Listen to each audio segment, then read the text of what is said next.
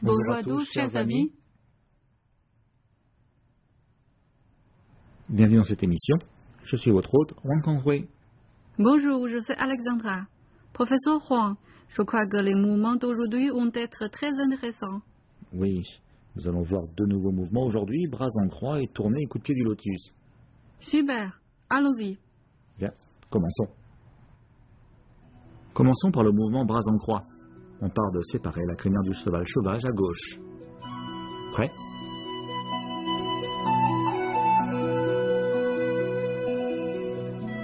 L'avant-bras gauche en supination, la paume décrit un arc de cercle vers le haut. Reculez le pied gauche. La paume droite effectue une rotation vers l'intérieur et vient se placer devant la poitrine. Les avant-bras se croisent, le cœur des paumes est à l'oblique vers l'extérieur, les doigts vers le haut. Regardez devant sur la droite. On est en position du cavalier bras en croix. Revoyons une nouvelle fois bras en croix. On part de séparer la crinière du cheval sauvage à gauche. Préparez-vous.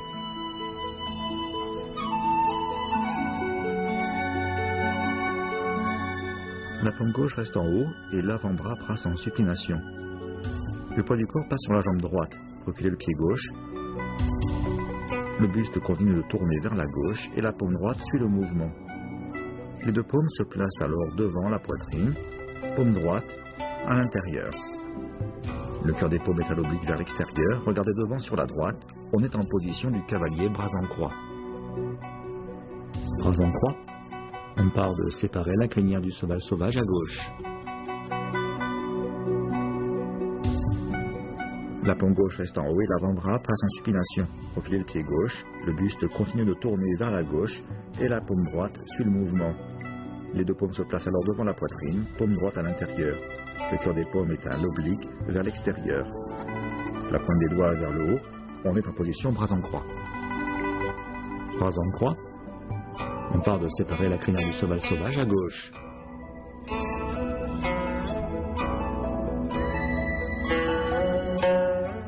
La paume gauche reste en haut et l'avant-bras en supination.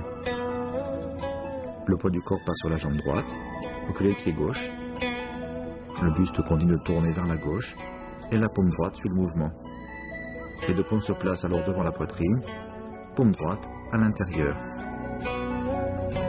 Le cœur des paumes est à l'oblique vers l'extérieur, la pointe des doigts vers le haut. On est en position bras en croix.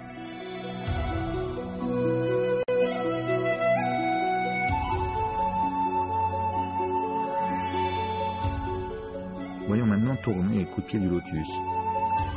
On part du dernier mouvement, bras en croix. Préparez-vous.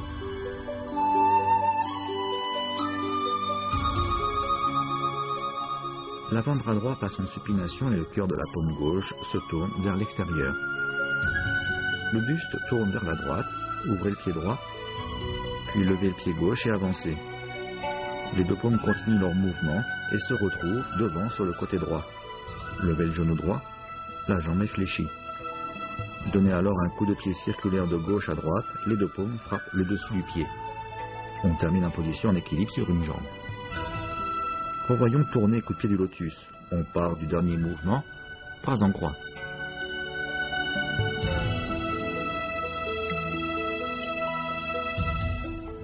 Les deux paumes se séparent et le cœur des paumes se tourne vers l'extérieur. Le buste tourne vers la droite. Ouvrez le pied droit, puis levez le pied gauche et avancez. Les deux paumes continuent leur mouvement de rotation. Levez le genou droit, la jambe est fléchie. Donnez alors un coup de pied circulaire de gauche à droite, les deux paumes frappent le dessus du pied simultanément.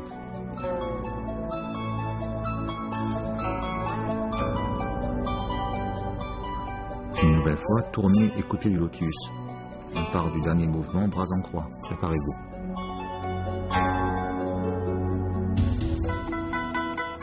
Ouvrez les deux bras. Le poids du corps passe sur la jambe droite. Ouvrez le pied droit, puis levez le pied gauche et avancez. Le buste continue de pivoter vers la droite. Les deux paumes continuent leur mouvement et se retrouvent devant sur le côté droit. Levez le genou droit, la jambe est fléchie. Donnez alors un coup de pied circulaire de gauche à droite. Les deux paumes frappent le dessus du pied simultanément. On termine en position d'équilibre sur une jambe.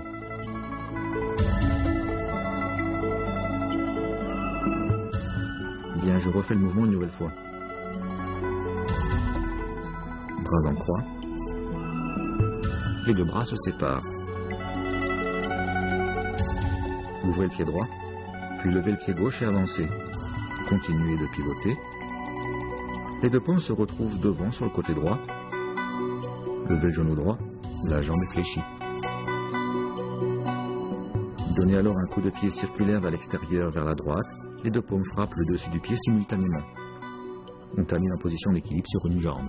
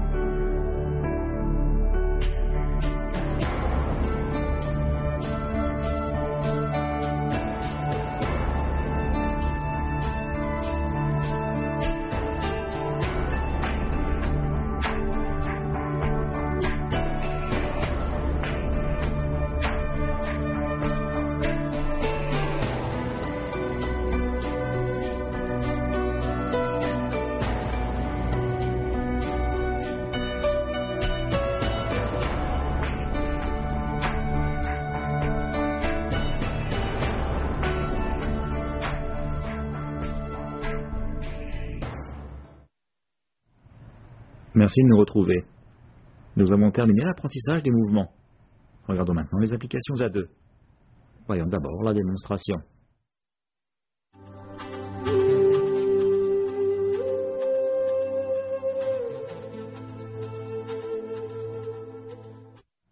Merci de nous retrouver. Voyons tout de suite les applications à deux dans le détail. A fait bras en croix et B enrouler le dragon. On part du dernier mouvement. Préparez-vous.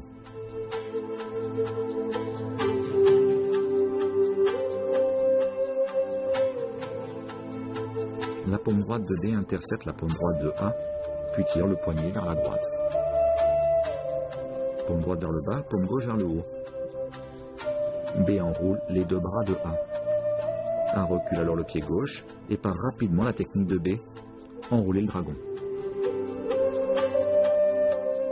La paume droite de B pousse vers l'avant et attrape le poignet droit de A en continuant le mouvement. La paume gauche de B appuie sur la paume gauche de A. La main droite de B est en bas. La gauche est en haut pour faire un mouvement enrouler le dragon. A lève le genou gauche et recule le pied, puis part rapidement la technique d'enroulement des bras. A saisit de la main gauche de B et de la paume droite fait un balayage vers la droite. A fait tourner coup de pied du lotus et B repousser le chevaucher le tigre. On part du dernier mouvement. Préparez-vous.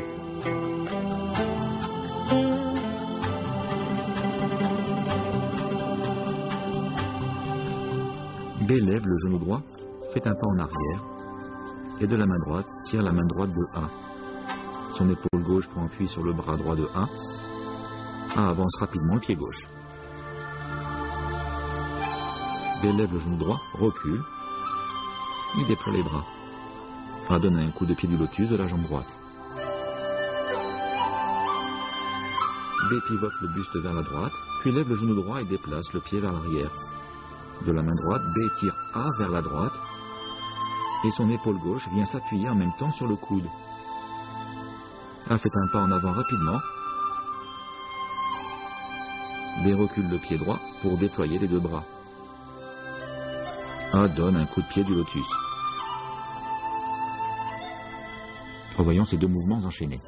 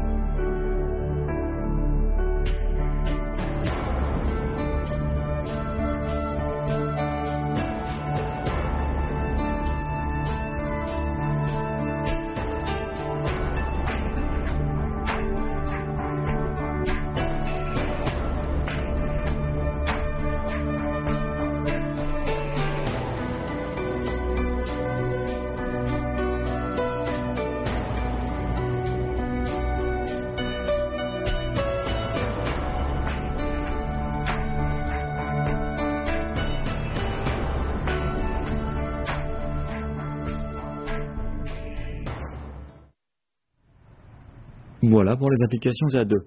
Voyons maintenant les applications réelles de cette leçon.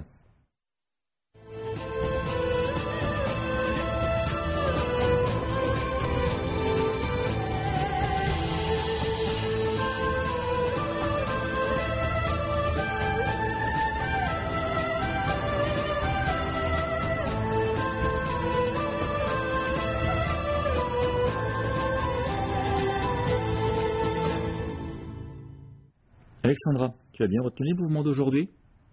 Je les ai retenus. Les mouvements d'aujourd'hui étaient vraiment magnifiques. La prochaine fois, nous étudierons les deux derniers mouvements de l'enchaînement du troisième niveau. Voilà, c'est tout pour la leçon d'aujourd'hui. Merci de nous avoir suivis. À la prochaine. Au revoir.